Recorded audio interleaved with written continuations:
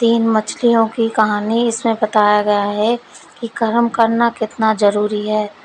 ایک ندی کے کنارے اسی ندی سے جڑا ایک بڑا جلاشے تھا۔ جلاشے میں پانی گہرا تھا، اس لیے اس میں کوئی تھا مچھلیوں کا پریہ بھوجن جلیہ سوکشم پودے اگتے ہیں۔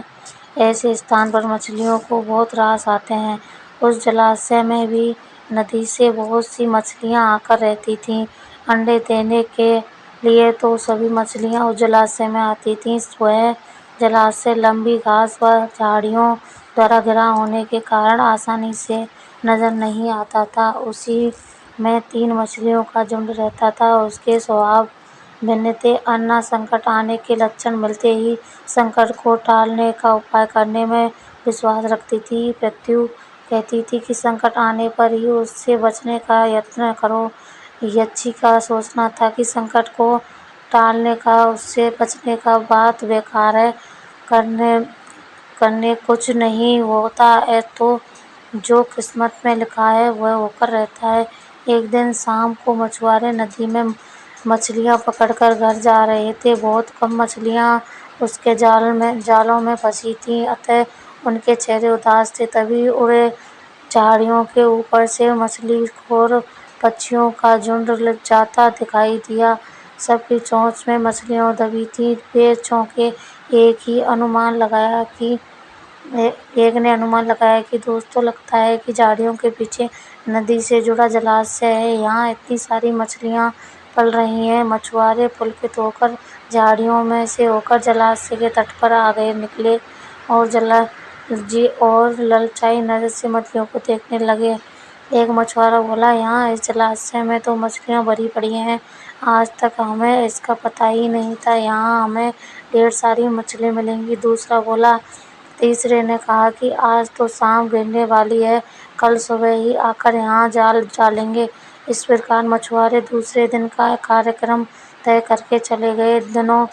تینوں مچھلیوں نے مچھوارے کی بات سن لی تھی۔ انّا مچھلی نے کہا، ساتھیو، تم نے مچھوارے کی بات سن لی، اب ہمارا یہاں رہنا خطرے سے خالی نہیں ہے۔ خطرے کی سوچنا ہمیں مل گئی ہے، سمے رہتے اپنی جان بچانے کا اپائے کرنا چاہیے۔ میں تو ابھی ہی جلاشے کو چھوڑ کر نہر کے راستے ندی میں جا رہی ہوں۔ اس کے بعد مچھوارے صبح آئے، جال پھینکے میری بلا سے، تب تک میں تو بہت دور اٹکلیاں کر رہی ہو جاؤں گی۔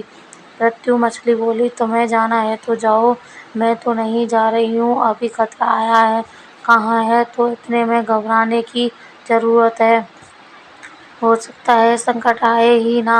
ان مچھوارے کا یہاں آنے کا کاریہ کرم رد ہو سکتا ہے، رات کو ان کے جال چوہے کتر دیں، ہو سکتا ہے ان کی بستی میں آگ لگ جائے، بھوچال آ کر ان کے گاؤں کو نشٹ کر سکتا ہے، یا رات کو موسلادھار برسا آ سکتی ہے اور باڑھ ان کے گاؤں کو بہہ سکتا ہے، اس لیے ان کا آنا نشچت نہیں ہے۔ وہ آئیں گے تب سوچیں گے، ہو سکتا ہے کہ ان کے جال میں ہی نہ پھنسوں۔ ندی نے اپنی بھاگے والی بات کہی، بھاگنے سے کچھ نہیں ہوگا، مچھوارے کو آنا ہے تو وہ آئیں گے، ہمیں جال میں پھنسنا ہے تو ہم پھنسیں گے، قسمت میں مرنا لکھا ہے تو کیا کیا جا سکتا ہے۔ اس پرکار انّا تو اسی سمے وہاں سے چلی گئی۔ پرتیو اور یچی جلاشے میں ہی رہیں۔ بھور ہوئی تو مچھوارے اپنے جال کو لے کر آئے اور لگے جلاشے میں جال پھینکنے، مچھلیاں پکڑنے۔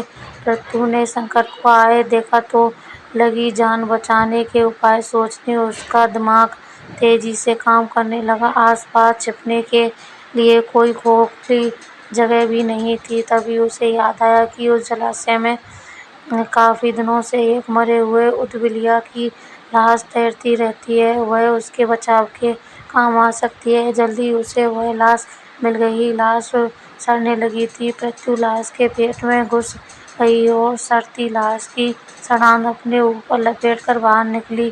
کچھ ہی دیر میں مچھوارے کے جال میں پرتیو پھنس گئی۔